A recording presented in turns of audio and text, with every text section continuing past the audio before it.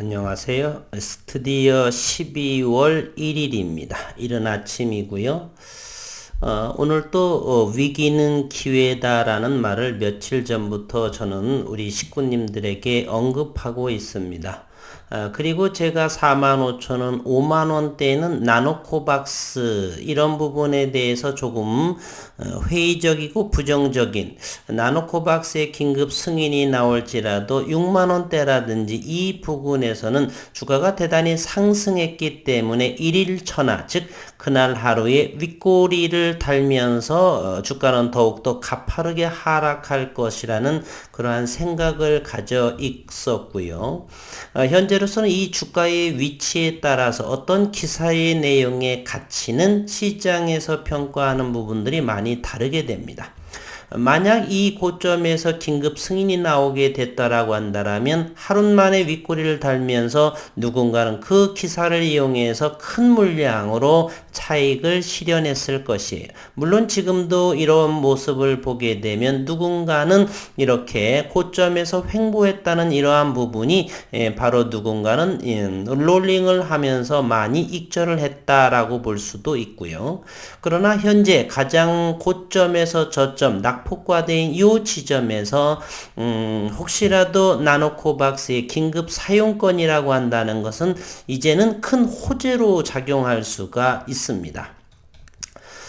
이제 위기는 기회로 주가 저점에 위치하고 이제 12월에 있어서는 글로벌 시장도 그렇지만 국내 시장은 그렇게 우호적이고 지지 않습니다.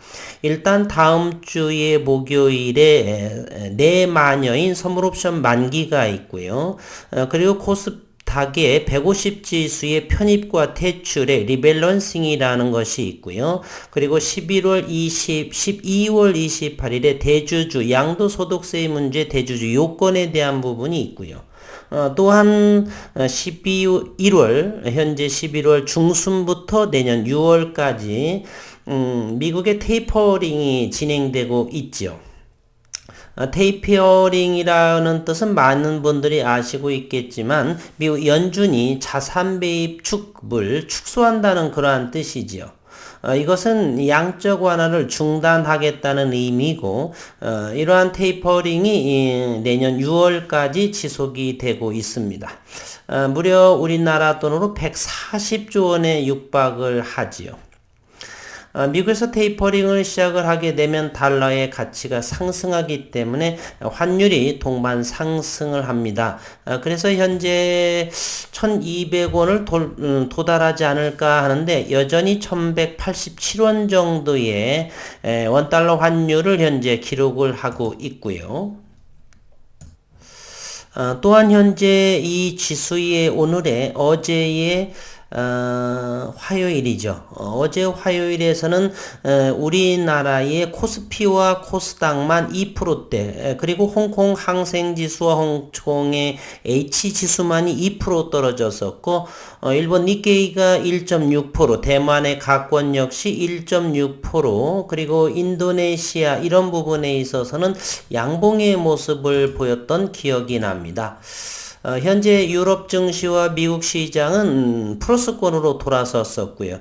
따라서 오미크론에 대한 이 걱정거리가 어제 화요일에 우리 시장에서만 지나치게 좀 과하게 가격 조정이 나온 그러한 모습입니다.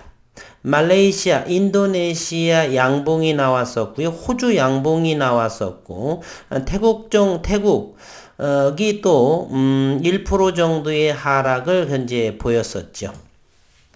어쨌든 현재 미 나스닥 시장은 긍정적으로 이렇게 플러스권 강보합으로 유지되고 있는 그런 모습입니다. 우리 시장만 2.69%와 2.42% 나왔는데 조금 더 지나치지 않았나 하는 생각이 들고요. 그리고 오늘 수요일에서는 어느 정도의 하방 경직이 되었고 지나친 과매도로 인해 가지고 조금 상승의 반발 정도는 오늘 수요일이면 나오지 나오지 않을까. 어쨌든 12월은 뭐 상승과 하락, 양봉과 음봉이 번갈아 이렇게 되겠고요.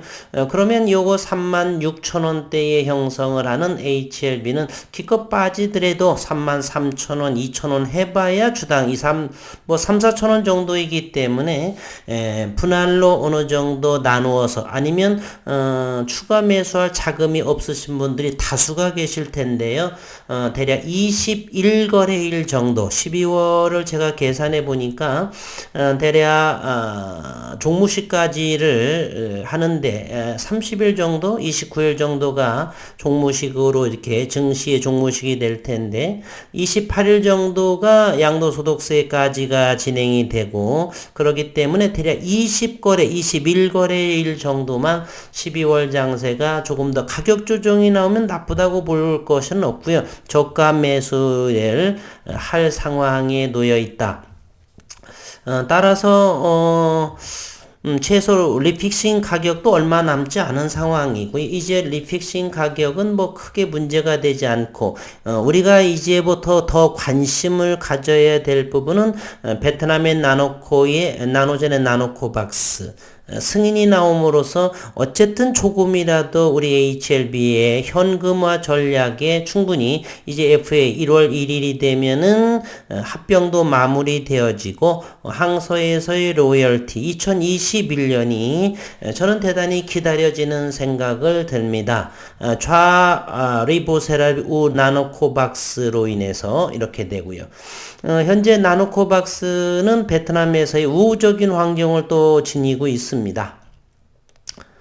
베트남 백신의 코비박 백신이 3단계 시험 중단이라는 소식이 이렇게 알려져 왔네요.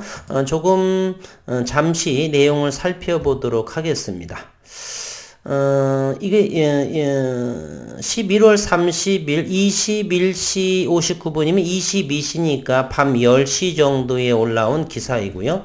코비박, 베트남은 3개의 백신이 있죠. 코비박, 그리고 나노코박스, 그리고 미국에서 나온 그러한 백신 3개가 있는데 그 중에 두 번째에 코비박은 코로나19 백신 나노 연구팀은 자격 있는 자원봉사자 모집, 즉 임상에 하는 환자 모집이 어려워 3단계 임상시험 중단 결정을 내렸다. 따라서 베트남의 선택지는 이제 두 가지로 압축이 됩니다. 그 중에 물론 가장 빠른 것이 나노코박스임에는 뭐 명백하고요. 연구팀 관계자는 11월 30일 오후 현재 코비드19 예방접종을 받지 않은 채 임상시험에 참여할 자격이 있는 수천 명이 거주하는 지역을 찾기 어렵다. 그래서 연구팀은 다른 선택지를 찾기 위해 임상시험을 중단해야 했고 앞서 보건부가 승인한 계획에 따르면 코비백 백신 연구 3단계는 4,000명의 테스트 자원이 필요할 것으로 예상이 된다. 백신 및 의학생물학연구소의 대표도 국립위생역학연구원에 시험 중단을 통보했다라고 말했습니다. 이제는 나노코박스에 조금 더 우호적인 그런 환경을 보여주고 있고요. 그리고 나노코박스가 오미크론의 변종으로 기회의 문이 열릴 것인가 이런 부분이 있었고 이 부분은 제가 간밤에 언급을 긴급하게 전해드렸습니다. 19시에 나왔던 것이고요. 요것만 다시 한번 볼게요. 오미크론 변종에 대한 현재 백신 내 효과 얼마나 효과적인가 아니면 추가적인 부스터 주사가 필요할까 그것이 과학자들이 답하려고 하는 질문이다. 긴급 승인이 되면 나노젠에게는 오미크론 변종을 고려한 세 번째 나노코박스 백신을 도입할 수 있는 기회가 열릴 것이다 라고 했고요. 오미크론은 꿈꾸는 변수라고 이렇게 됐습니다. 어쨌건 현재 베트남에서의 오미크론발로 인해서 나노코박스 코비백이 현재 3상이 중단한 그러한 상황, 시험 중단의 상황이 되어져 있고 나노코박스가 이제 베트남에선 2개지의 백신 선택지에서 더욱더 우호적인 환경에 나노코박스가 차지하고 있다 이렇게 생각이 듭니다. 여러 가지 면에서 글로벌 시장도 오미크론에서 조금 안정적인 그러한 모습인 상황이고요. 있고요. 지나치게 빠진 우리 국내 코스피와 코스닥 시장은 수요일에 어느 정도 반발 매수세가 들어오지 않을까. 물론 현재는 고객의 탁금이 풍부하고 있지만 12월 장세가 그렇게 호락호락하지 않아요. 그래서 보수적인 관점이 있으시니까 주가가 가격 조정이 조금 나온다 손치더라도 이제 기회가 점점점 다가오고 있다, 이런 관점으로 바라봐 주시면 좋겠다. 그렇기 때문에 충분히 이 모멘텀의 보조지표도 이것처럼 파란색의 무릉덩이 자리가 35,000원, 34,000원 그 정도가 나올 거라고 저는 생각을 합니다. 긴급하게 뭔가 이제 나노코박스에 대해서 나오게 되면 이렇게 반등도 나오겠지만 12월 중에서는 이렇게 꼭지 윗꼬리가 달린 그러한 모습으로 여전히 하락의 기운으로 진행을 하는데 그 끝은 종점은 점점 다가오고 있다, 이런 생각을 저는 듭니다. 그러니 현금이 보유하신 분들은 기회가 올 것이고요.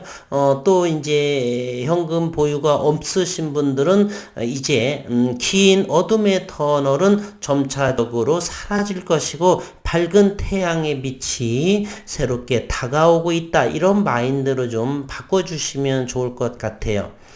12월은 아무리 제가 생각을 해도 긍정적인 것보다는 양적 완화가 지난해 테이퍼링이 11월 중순부터 진행을 하고 내년 6월까지가 있기 때문에 그러나 국내 증시에서 외국인들이 한없이 팔 수가 없습니다. 그러한 연유로 한 가지를 제가 보여드릴게요. 삼성전자는 세계 제1의 반도체 기업입니다. 그리고 분기임에 대략 12조, 15조 8천억까지의 영업이익을 내고 있습니다. 따라서 삼성전자는 2021년 올해 만에 들어 최소 50조 원의 이상의 영업이익을 내서 이번 4분기에는 추가 보너스의 배당까지, 추가 배당까지도 이렇게 나올 수 있는 그런 상황에 현재는 지난해까지만 하더라도 삼성전자의 외국인 지분이 57%까지 진행이 됐는데 현재 51.41%, 최근에 51.17%까지 가장 낮은 위치에 현재 11월 10일 날 보였었는데 그 이후에 지속적으로 주가는 하락을 하고 있지만 더 이상의 외국인은 팔 수가 없는 상황이에요. 따라서 다른 종목, 그러나 현재 코스피 200 지수에 편입된 것들인 SK바이오사이언스 그렇습니다. 그리고 삼성전자 당연하죠. 그리고 셀트리온 그렇습니다. 그리고 삼성바이오로직스 그렇습니다.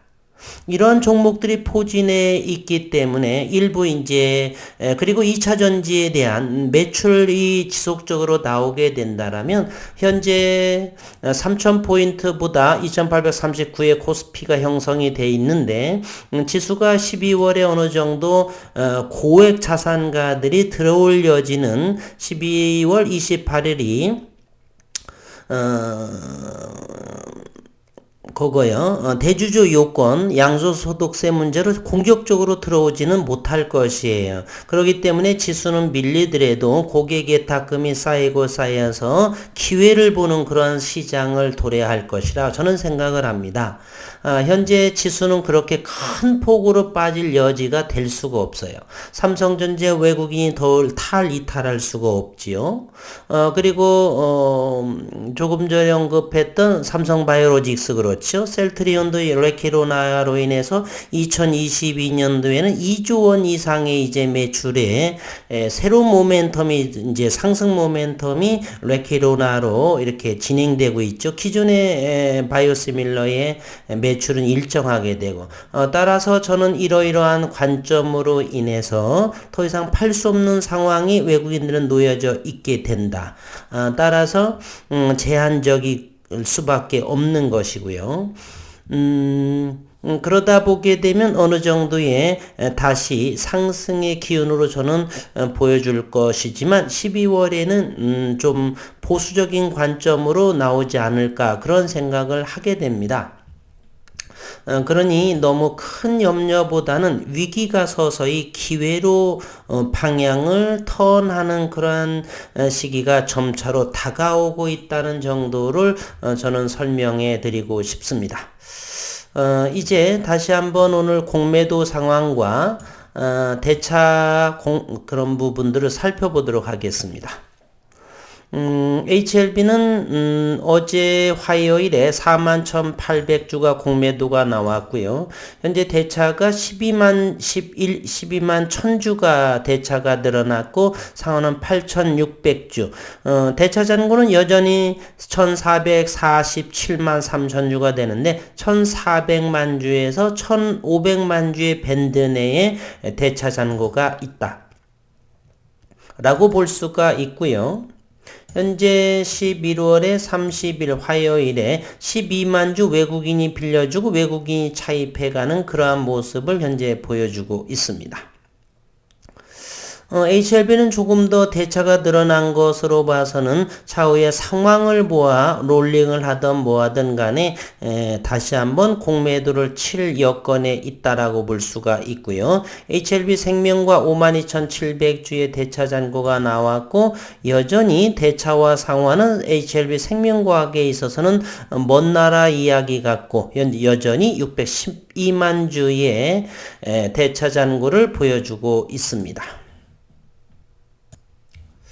현재 새벽 1시 정도가 되는데 현재 프랑스의 증시는 0.16%의 약보합세를 형성하고 독일 또한 0.23% 정도, 영국 0.1% 정도, 나스닥은 현재 70포인트 0.45%의 조정을 약세를 보이고 있고요. 어쨌든 1%도 유럽 증시는 유럽 증시에서 프랑스, 독일, 영국 이들 모두 0.12%의 약세를 보일 뿐이지 2%라든지 이런 부분은 보이지 않는다. 따라서 여전히 국내 증시가 어제 화요일에 울산에서 확진자 이렇게 로 인해서 좀 급락을 장 막판에 급락이 나온 것 같은데 시장 상황으로서는 그렇게 나빠 보이지는 않다라고 저는 볼 수가 있습니다. 그리고 넥스트 사이언스가 먼저 이렇게 양봉을 치고 달리면서 갑자기 외국인의 48만 주의 모습이 저는 그리고 현재 넥사이에서는 11.48% 가장 높은 외국인 지분 보유율을 형성하고 있다는 사실 왜 그럴까라고 하는 것 나누자는 10%의 지분 보유 때문에 그런지는 모르겠지만 어쨌건 외국인의 로보콜을 넥사만큼은 여전히 잘 진행되고 있다. 그래서 나노코박스는 현재 HLB의 주가 바닥권에 또는 HLB 생명과 HLB 제약 모두 다가 바닥권에 진입을 해서 위기가 기회의 시점으로 점차죠. 조금 떨어져도 겁먹지 마시고요. 기회가 온다라고 이런 관점을 생각의 뉴 패러다임을 가지시는 것이 낫지 않나. 20거래일 정도가 개인적으로 좀 잘 견뎌주고 이 기간 중에 가장 초점을 형성을 하거나 아니면 그동안에 현금이 전혀 못 들어온다라면 아주 일부 10% 미만 정도만 팔아보세요. 그러면 더욱더 올라가더라도 나머지 있고, 떨어진다 손치들게 되면 그 물량으로 밑에서 답을 수가 있기 때문에, 그 정도는 모험 한번, 만약에 현금이 전혀 없다라고 한다라면, 해볼만도 해봄직한, 그러한, 물론 최종적인 판단은 영상을 보시는 우리 식구님들 각자의 선택에, 맡겨야 됩니다. 누구의 말을 들어서 이렇게 하는 것은 비겁한 행위라고 생각을 하고요. 저 역시도 많은 부분은 좀 하락을 한 것이 있지만, 맨 처음, 어느 정도의, 생각한 기간이 도달하지 않았기 때문에 그렇게 큰 염려는 하지 않습니다. 다시 한번 언급을 드리게 되면 전혀 추가 매수할 현금이 없다. 뭐 2주, 3주 정도 기다려서 만약에 그래서 어느 정도 반등이 나오게 되면 일부 조금 5% 정도만 뭐 보유 물량에 좀 팔아서 상승을 하게 되면 나머지 회복해서 괜찮은 것이고요. 하락을 하게 되면 그 물량을 다시 저점이라도 한번 사게 되면 서운한 마음은 조금 줄어들지 않나 이런 생각을 해봅니다.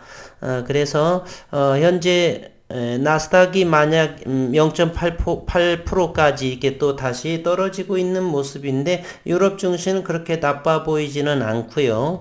저는 분명히 12월에는 좀 보수적인 견지가 좀 필요하다. 일단 다음 주 이런 선물 옵션 만기부터 시작을 해서 그러나 이 정도에서는 상승과 하락이 양봉 음봉이 나오면서 보수적으로 조금씩 또 가격이 떨어질 거라고 좀 생각을 아예 마음을 열어놓겠습니다.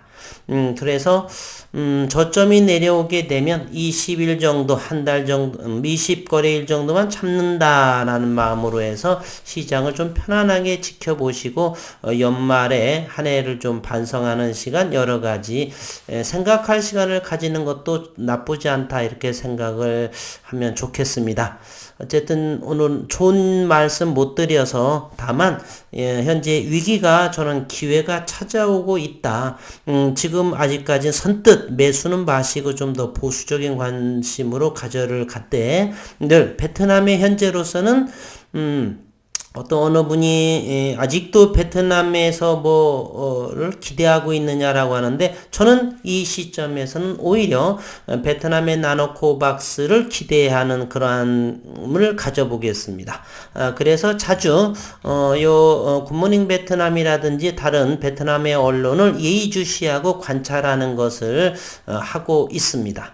현재로서는 시장에서는 근 2달 동안은 잊혀지고 있었지만 이제는 서서히 나노코박스가 긴급 승인이라든지 제3 부스터샷이라든지 이런 어쨌든 그런 부분으로 다가오지 않을까 하는 생각을 하고 또 그렇게 될 거라고 저는 생각을 합니다. 나노젠 역시 나노코박스에 사활을 걸었을 것이고요. 인도에서 연구 중에 있고 여러 가지가 좋은 흐름. 오늘 수요일에서는 좀 한 번 정도 반등이라도 나오기를 간절하게 바라면서 영상을 마치도록 하겠습니다.